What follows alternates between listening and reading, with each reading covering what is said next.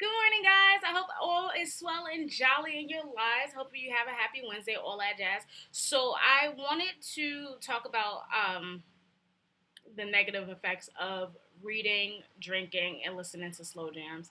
That is basically how I read. I have to have slow music, and the wine is just definitely a bonus. But the book that I was reading was so emotional, and then the music added with that and the wine, I was just like totally in my feelings. So it was just like, eh. But it did raise a question for me, so I wanted to talk about it. So the book that I was reading was called The Mothers by Britt Bennett. It was definitely a great read. It takes place in a small rural African American community. There's the church mothers who know everything about everything. There's love, lust, lies, abortion, suicide, the pastor's wife who's going to end up in hell. Let's just call it what it is. But it was like all in all, it was really, really, really a good read.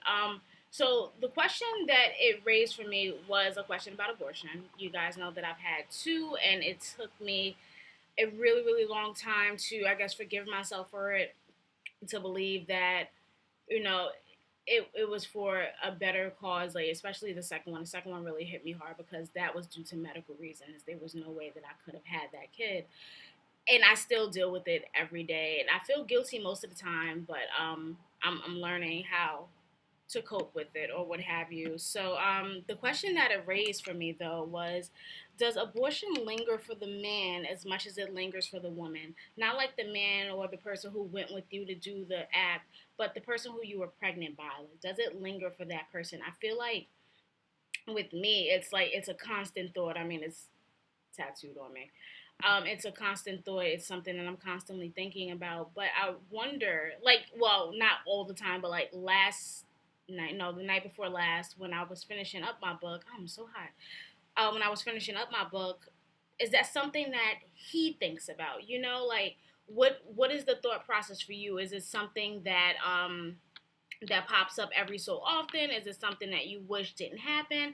And while I have these questions, and it's mostly because of the book, I don't want to know the answer.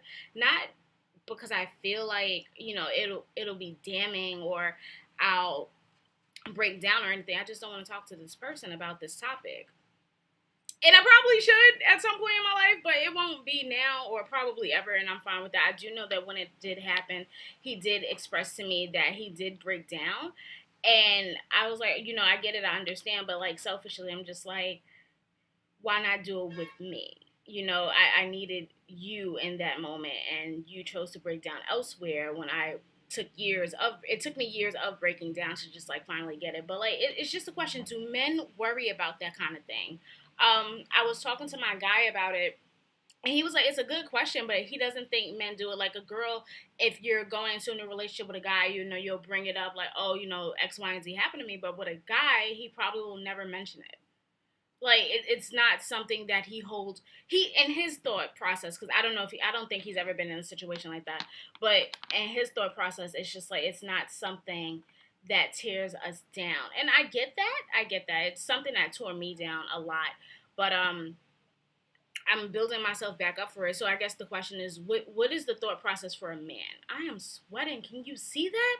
What is the thought process for a guy when it comes to abortion or any real life changes? Like, why are we not asking them? We're so focused on the women, and women, we're so focused on ourselves that we selfishly take those feelings away from the guy. So I guess I'm just wondering where you guys stand with it. Have a good day, guys.